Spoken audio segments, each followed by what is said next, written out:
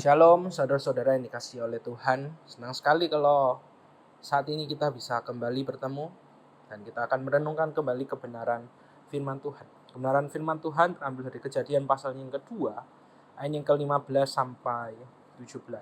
Firman Tuhan berbunyi demikian. Tuhan Allah mengambil manusia itu dan menempatkannya dalam Taman Eden untuk mengusahakan dan memelihara taman itu. Lalu Tuhan Allah memberi perintah ini kepada manusia. Semua pohon dalam taman ini boleh kau makan buahnya dengan bebas. Tapi pohon pengetahuan tentang yang baik dan yang jahat itu janganlah kau makan buahnya. Sebab pada hari engkau memakannya, pastilah engkau mati. Saudaraku yang dikasihi oleh Tuhan, kita tahu bersama-sama bagaimana ketika Allah sudah menciptakan manusia, pada waktu itu hanya Adam saja. Allah membuat Taman Eden dan menempatkan manusia di Taman Eden itu.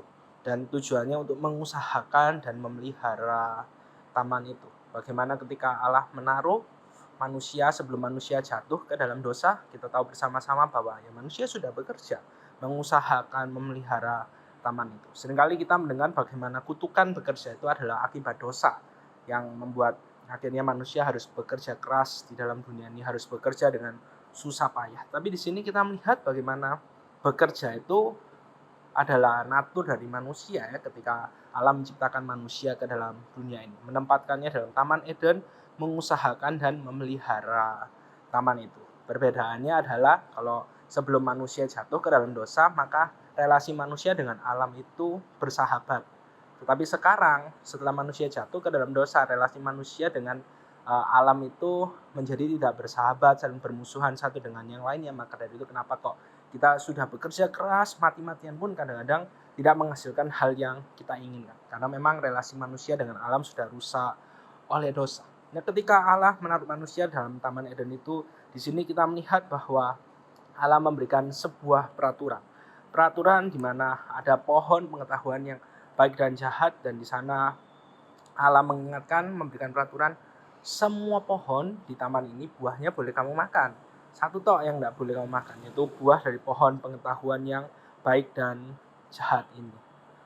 Suatu larangan, satu perintah yang kalau misalnya manusia menaatinya, maka manusia bisa hidup harmonis dengan Allah. Kenapa sih kok perlu ada pohon dari pengetahuan yang baik dan jahat ini? Kenapa kok tidak ada gitu loh, biar hidupnya manusia aman, tentram, damai, dan tidak usah bersusah-susah hidup dalam dunia yang sudah jatuh ke dalam dosa seperti sekarang ini. Kita perlu mengetahui bagaimana relasi manusia dengan Allah didasarkan oleh kasih. Kasih itu artinya kita harus memilih.